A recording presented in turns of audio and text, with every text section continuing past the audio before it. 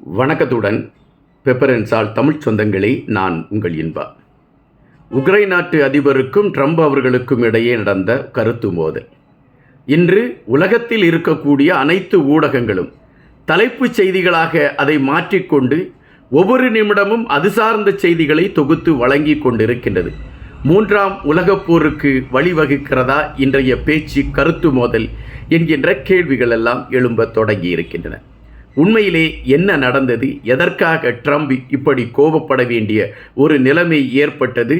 இரண்டு நாட்டு தலைவர்கள் பகிரங்கமாக பேச வேண்டிய களத்தின் பின்னணியில் இருந்தது என்ன? இவைகளை குறித்த செய்திகளை பார்க்கின்ற பொழுது ஒரு அச்சம் நிலவத்தான் செய்கின்றன. உக்ரைன் நாட்டிற்கும் ரஷ்யாவிற்கும் இடையே போர் ஆரம்பித்த விடயம் நமக்கு தெரியும். ரஷ்யா போரை ஆரம்பித்த பொழுது சர்வசாதாரணமாக நினைத்தது உக்ரைன் தானே, கண்டிப்பாக நாம் ஒரு 3-4 நாட்களுக்குள் அதனை பிடித்து விடலாம் என்கின்ற எண்ணம் தான் ரஷ்யாவிடம் இருந்தது. ஆனால் உக்ரைனுக்கு அமெரிக்கா போன்ற பல நாடுகள், ஐரோப்பியா, அமெரிக்கா போன்ற பல நாடுகள் உக்ரைனுக்கு ஆயுதங்களை கொடுத்தது, படை வீரர்களை கொடுத்தது. உக்ரைன் வெற்றி பெற வேண்டும், ரஷ்யாவை பயங்காட்டிவிட வேண்டும் என்கின்ற நிலைப்பாட்டில் அனைத்து நாடுகளும் ஒன்று சேர்ந்து நின்றன. பைடன் அவர்கள் அதற்கான களத்திலே மிக தீவிரமாக இருந்தார் என்பதுதான் பதிவு. எனவே இந்த போர் நீண்டு கொண்டே சென்றது. போருக்கான முடிவு கிட்டவில்லை. பல்லாயிரக்கணக்கான பொதுமக்கள் மாண்டார்கள். இருபக்கமும் வீரர்கள் மாண்டார்கள். பச்சிளம் குழந்தைகள் மாண்டார்கள். கதறல் கேட்டுக்கொண்டே இருந்தது. ஆனால் ஆட்சியில் இருந்தவர்களுக்கும் இங்கு ஆட்சியாளர்களை மிரட்ட வேண்டும் என்று போர் தொடுத்தவர்களுக்கும் இந்த குரல்கள் கேட்கவில்லை. தொடர்ச்சியாகவே அந்த போர் நடைபெற்று கொண்டு இருந்தன. தொடர்ச்சியாகவே மக்களுடைய குரல் கேட்டுக்கொண்டே இருந்தன. உக்ரைன் ரஷ்யா இடையே நடந்து கொண்டிருக்கக்கூடிய போர் மூன்றாம் உலகப் போரை தோற்றுவித்து விடுமோ என்கின்ற அச்சம் எல்லோருடைய மனதிலுமே இருந்தது. இந்த சூழலில் இன்னொரு செய்தி அதிர வைத்தது. வடகொரியாவில் இருக்கக்கூடிய இராணுவ வீரர்கள் ரஷ்யாவிற்கு ஆதரவாக உக்ரைனுக்கு எதிராக போர்க்களத்தில் நிற்கிறார்கள் என்கின்ற செய்தி ஒருபுறம் பரபரப்பு செய்தியாக பேசப்பட்டது. அதுபோல ரஷ்யாவிற்கு ஆதரவாக ஸ்ரீலங்காவை சார்ந்த, இலங்கையை சார்ந்தவர்கள் களத்தில் போர் வீரர்களாக நிற்கிறார்கள் ஒரு சிலர் என்கின்ற செய்திகளும் வந்தன. இப்படி தொடர்ச்சியான பல செய்திகள் இந்த போரை மையப்படுத்தி வந்து கொண்டிருந்தன. இந்த சூழலில் அமெரிக்காவின் தேர்தல் களம் வந்தது.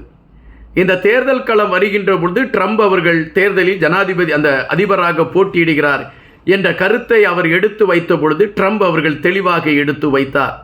நான் ஆட்சியை பிடித்தால் உக்ரைன் ரஷ்யா இடையே இருக்கும் போர் நிறுத்தப்படும் என்கின்ற ஒரு கருத்தை பதிவிட்டார். இது தேர்தல் சமயத்தில் எல்லோரும் வைக்கக்கூடிய ஒரு வாக்குறுதி தான் என்று நினைக்கக்கூடிய ஒரு நிலைமைதான் ஏற்பட்டது. ஆனால் ட்ரம்ப் அவர்கள் வெற்றி பெற்றவுடன் அவர் அதற்கான களங்களை எடுக்க ஆரம்பித்தார். குறிப்பாக ரஷ்யாவின் அதிபரோடு அவர் தொலைபேசியில் பேசி இருவரும் ஒரு புரிந்துணர்வை செய்து கொண்டார்கள். இது உலகம் வியந்து பார்க்கக்கூடிய ஒரு விடயமாக மாறியது. அமெரிக்காவும் ரஷ்யாவும் கீரியும் பாம்புமாக இருக்கக்கூடிய நிலைமைகள் பலமுறை நாம் பார்த்திருக்கின்றோம். இந்த சூழலில் அதிபரான ட்ரம்ப் அவர்கள் ரஷ்யாவின் புடினுடன் அந்த தொலைபேசியில் பேசி இருவர்களும் கருத்து பரிமாற்றம் செய்து கொண்ட விடயங்களும், அதன் பின்பு இருவரும் சந்திப்பதற்கான களங்கள் எடுத்த விடயங்களும் ஒரு பரபரப்பு செய்திகளாக பேசப்பட்டன. ஒரு மாற்றத்தை கொண்டு வரக்கூடிய களமாக அமைந்தது. இந்த சூழலில்தான் ஒவ்வொரு நாட்டை சார்ந்தவர்களும் அதிபர் ட்ரம்ப் அவர்களை சந்தித்து விட்டு வந்து கொண்டிருந்தார்கள். இந்தியாவில் இருந்து பிரதமர் மோடி அவர்கள் கூட ட்ரம்ப் அவர்களை சந்தித்து விட்டு வந்தார். ட்ரம்ப் அவர்களும் மோடி அவர்களும் மிக நெருக்கமாக ஒரு நண்பர் தோரணையில் பயணித்தவர்கள் என்கின்ற விடயங்கள் பேசப்பட்டு கொண்டிருந்த காலகட்டம் உண்டு. ஆனால் இன்முறை ட்ரம்ப் அவர்கள் ஆட்சி பீடம் ஏறியவுடன் தமிழர்களை இந்தியாவில் இருந்து எல்லா நாடுகளிலும் இருந்து அமெரிக்காவிற்குள் சட்டவிரோதமாக உள்ளே நுழைந்திருக்கக்கூடியவர்களை அப்புறப்படுத்த போகிறேன் என்று அறிவித்துவிட்டு ஒவ்வொருவர்களையும் கைது செய்து அவர் அனுப்ப ஆரம்பித்தார்கள். அப்படி அனுப்ப ஆரம்பித்த பொழுது இந்தியாவில் இருந்தும் சுமார் 200க்கு மேற்பட்டவர்கள் இந்தியாவிற்கு அனுப்பப்பட்டார்கள். அப்படி அனுப்பப்பட்டவர்களுடைய கை கால்களில் விலங்கிட்டு அமெரிக்காவில் அவர்கள் விமானத்தில் ஏறுகின்ற நேரத்தில் போடப்பட்ட விலங்கு இந்தியாவில் அவர்கள் இறங்கி வெளியே வருகின்ற வரை அந்த விலங்கு இருந்தது என்றும் அதன் பின்பு அது அப்புறப்படுத்தப்பட்டது என்கின்ற விடயம் பெரும் சர்ச்சையை கிளப்பியது.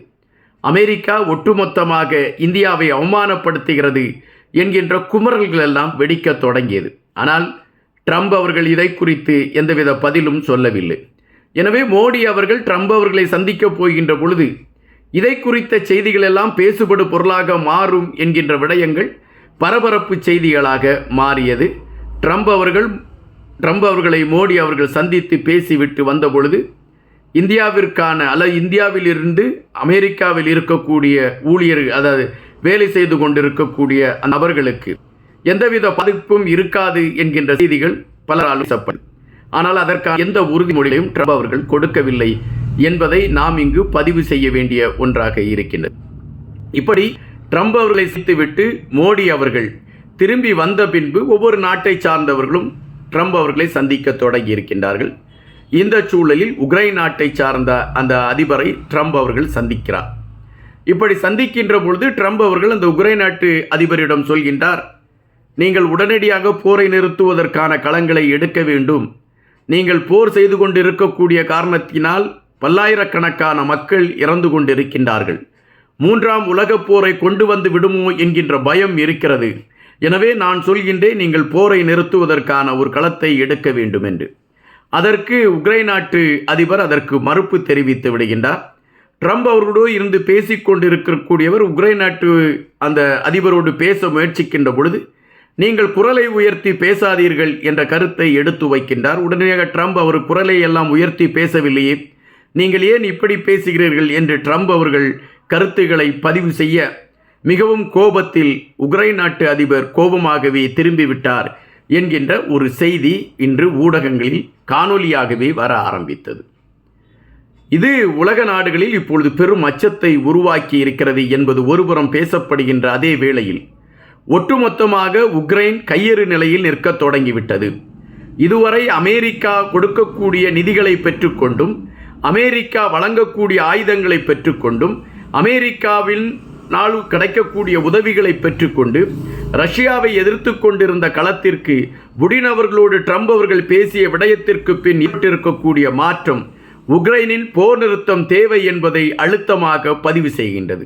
அதுபோல ட்ரம்ப் அவர்களை பொறுத்தமட்டில் உக்ரைனில் இருக்கக்கூடிய கனிமத்தை தன் பக்கம் கொண்டு செல்ல வேண்டும் அல்லது அமெரிக்காவின் பக்கம் கொண்டு செல்ல வேண்டும் என்கின்ற நிலைப்பாடு அவரிடம் இருக்கிறது.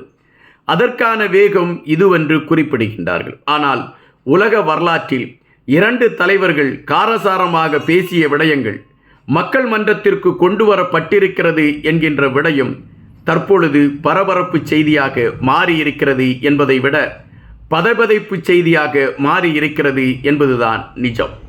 உலகம் எதை நோக்கி செல்கிறது என்பதை ஆட்சியாளர்கள்தான் முடிவு செய்கிறார்கள் என்பதை மீண்டும் நிரூபித்திருக்கிறது இந்த சம்பவம். நன்றியுடன் இன்பா.